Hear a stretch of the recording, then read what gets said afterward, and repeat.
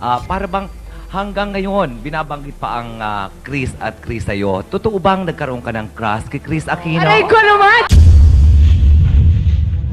Lagi daw binabanggit yung Kris Aquino hanggang ngayon. Totoo yan. Pagka lumalabas ako, Yan. Totoo nagka-crush. How would you react about the criticism hurled at your parents through the press and through the mass media? But before you answer that, we're going to pause for a while. Napaka-interesting ho ng ating discussion with Mr. Bongbong Marcos. Please don't go away. sana kalayaan. Asking you how you'd react to criticism. Kasi ako, I would be affected by it. Would it affect you as well? I guess nung talagang mabigat na at saka masakit na, well, there were times, no, that especially after 86 when people were taking real liberties with the truth. And nandun kami, hindi kami makasagot, wala kaming access sa mga media, wala tayong magagawa, ganun lang talaga. But yung run-of-the-mill na pangkaraniwan na criticism kung tawagin, let's say sa mga pahayagan, sa radyo, sa TV, well, we have been experiencing my father's political life for a long, long time. I remember in 1963-64 when he was Senate President, wala kaming narinig kundi oust Senate President Marcos every day. I remember that. So we've been used to this kind of thing, no? And kahit papano, if you're in politics, there's no way around it. Wala ka namang magagawa na lahat masaya eh. Merong magkikriticize kahit ano pang gawin mo. So you just have to take it as it comes.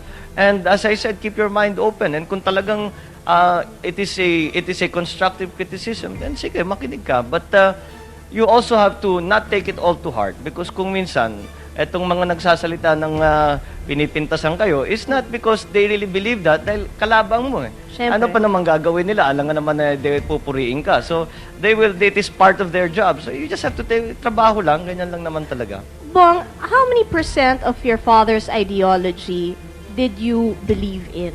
Meron bang times na sasabihin mo, hindi ganyan eh. Ito yung pananaw ko. Lalo na, I guess, when it came to youth affairs. Well, I think it came after it so happened that when all this turmoil was going on here, I was in England studying one of the subjects I was studying was political science. And many times, especially when it is explained to you in a very idealistic way, as it is in school, sasabihin ko, di kung ganun, bakit yung sa amin ganito? Then uuwi ako, Dad, explain mo nga sa akin ito. And we would argue. And I came around to his way of thinking. And in terms of the pure fundamental ideology of what my father was espousing, I think that still is valid even today. Of course, the time has changed and much has changed. The Philippines has changed. The Philippines have changed. You talked about, nandito ako nung pinag-uusapan ng kabataan. Ang kabataan ngayon, napakalaking iniba na kaysa sa kabataan na nakaraan. Do you think pwede pa tayong bumalik dun sa... Could it be possible na martial law would come back to the Philippines? Could a person be as strong as your father was? Or do you think we have enough electoral safeguards ngayon at malakas na ang Senado at Kongreso na imposible nang mangyari yun ulit? Well, speaking as an oppositionist, I don't know. I don't know na malakas na ang Kongreso at saka ang Senado because the Pangasinan Express is one term that has been used about the House about the Congress. But I think it is not how my father was able to consolidate his foundation was really the key. And if we are going to talk about martial law, ang martial law, ang inaasahan mo, ang sinasandalan mo diyan, ang militar. Yes. At kung ang militar ay hati, hindi mo magagawa ang martial law dahil pag nag-declare ka ng martial law, kalahati lang sasama sa'yo o ilan lang sasama sa'yo. Yung iba, tumututol, kakalabanin ka pa. So, it won't work. It really, many people have the impression na naging ganun yung ama ko dahil naisipan niya mag-martial law. Hindi sa ganun. Ang nangyari, inisa-isa niya yan and he had to consolidate his power, the foundations of his power. And you cannot, it is not something that you do by the stroke of a pen. It is really a political exercise by which you bring all the forces allied to you together. Na pag you declare something like martial law, I do not believe that the military is as united or has been as united since the events of 86. But are we evident. better off this way now? Wala tayong General Ver na strong man lang, na medyo yung power talaga is divided. We are talking about friends of mine, so I would beg to differ. I would beg to differ about your outlook. So, but I don't know. The military should really be as one, and it is. I spent a little time in the military, and to see soldiers literally shooting each other is a very painful thing, and that is something that is to be avoided. So, if we can avoid the involvement, perhaps of soldiers in politics, maybe that would be something. But the way things have happened, the way the history has unfurled itself, is that I would say that the soldiers have perhaps also earned a right to be part of the political process. Now, how they will exercise that right is something that we in the Philippines will have to discuss for ourselves and decide for You're ourselves. not talking naman about a junta. No, not necessarily. Not necessarily. You see, there is an idea, especially from the Western governments, that the civilian authorities over the military should be paramount. I agree with that. But whether or not the military should be allowed to make themselves felt as citizens is perhaps another question. That we in this country, paano mo ngayon paatrasin ang RAM sa politika? Hindi na naman sasabihin, let us now suddenly declare that all military people are not allowed to involve themselves in politics. That would be crazy because you just couldn't do it. Siyempre They naman, are- dahil at sila nandyan botante na, din. Hindi lang sa ganun, nandyan na sila. Pinapag-usapan natin, si Greg Hunasan, kung tatakbo o hindi. Nandyan ang paano mo sasabihin, Kung sige, tumakbo siya, iboboto mo ba siya? si Greg, depende sa plataforma niya. So far, sa pinapag-usapan, yung napapag-usapan, he is still reformist. And what he intends to do, what he has said that he would do, Does it impress you? it seems to jive with much of my thinking. So I would like to get into it more. I would speak to him about it. But on the face of it, I would say that perhaps we would have much in common. Kinukyu na nila ako. But before we go to our commercial gap, I need a lighter question from Tita Sording. Gusto ko marinig yung bongbong.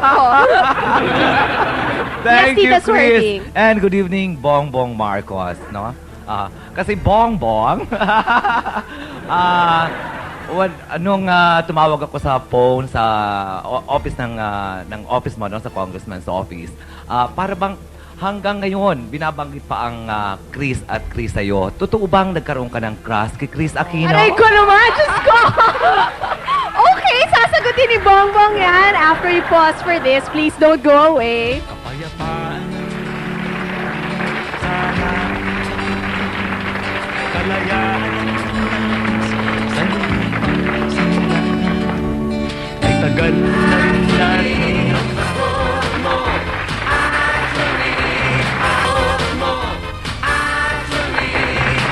We're back, Arnelli. Ay, ako na pala. Embarrassed daw ako sa tanong Oo. nyo. Kalain ni Bongbong, pinafeed ko yan. Alin? Kung nagkaroon siya ng crush sa'yo? Yung ba yun? No, hindi, Chris. Tita Sording, you're so embarrassing. Pakinggan natin. Talaga? Asus. Sorry, Chris. Pero nung nakausap ko kasi yung secretary ni Bongbong sa office, lagi daw binabanggit yung KRIS Aquino hanggang ngayon. Totoo yan. Pagka lumalabas ako, Oh, yan. Ito nagka-crush! Hindi, is it because siguro may Romeo and Juliet mentality talaga ang mga that's Pilipino? absolutely right. Pagka lumalabas ako at nagsasalita ako before people, siyempre, at one point, mag-open forum kung minsan, or sa press conference, lalo sa kabataan, laging tinatanong, kung ikaw ba'y papasok sa larangang pelikula, papayag ka ba na leading lady mo si Chris? Yun ang mga tanong nila sa akin. So, up to now, yan napapag-usapan dahil nga dun sa nabanggit mo. Yung nagawang Bongbong yung and play. Chris Alam mo, na Yes, Senorita I have a Preciosa. follow-up question para kay Congressman. I understand your wife is a lawyer. What is it like to live with a lawyer wife? Does she nag? Do you argue a lot? Do Will you she be debate like, at the dinner table? Hillary Rodham Clinton. Well, si Lisa ba has the Lisa, tendency? no. Lisa is, Lisa. Yes, I know She's her. not at all like that. Lisa does not bring her work home. Pagka, Is she a practicing lawyer? yes, she is. She is practicing Corporate right or now. criminal? She was in litigation, but she's now sort of going towards corporate more and more. On a professional basis, lalo na in my work, I need legal opinion. And kung nagbabasa ko or something, and there's nobody else to ask, I need a legal opinion. I am lucky to have my wife. So to be you able work to- hand in hand with Well, your wife? no, we in terms of profession, because she is a professional and she's a lawyer and she's a very good one because I've worked with her. And so when it comes to lawyering, sasabihin ko, hindi naman talaga ako abogado, so tatanong ko sa kanya. How active is she in politics? Does she go house to house din pag kampanya? Or She's slowly getting into it. You know, hindi naman siya sanay sa politika. In fact, pagka sinasabihan siya na kailangan siya pupunta rito, lalabas diyan, she always says, I'd rather work quietly behind the scenes, maybe help with the arrangements and how all is that. your mom as a mother-in-law? Oh, she's great. She's great. talaga? Oh yeah. In fact, I always tease her that she's nicer to the in-laws than she is to her actual kids. She's much stricter with the kids. With Greggy and Tommy and Lisa, she's always very supportive. Pero sa inyo, Well, sa amin, iba na talaga pagka-anak, magkamali ka lang, anak mo yun, you know. She says she again, it's those levels of standards that my father said. I suppose it's the same kind of thing that she's trying to continue to keep uppermost in our minds, that there is a level of standard that you how Okay, old is your excuse me. son now? my son is 10 months. 10 months Magwa 1 old. year na, March na pinanganak.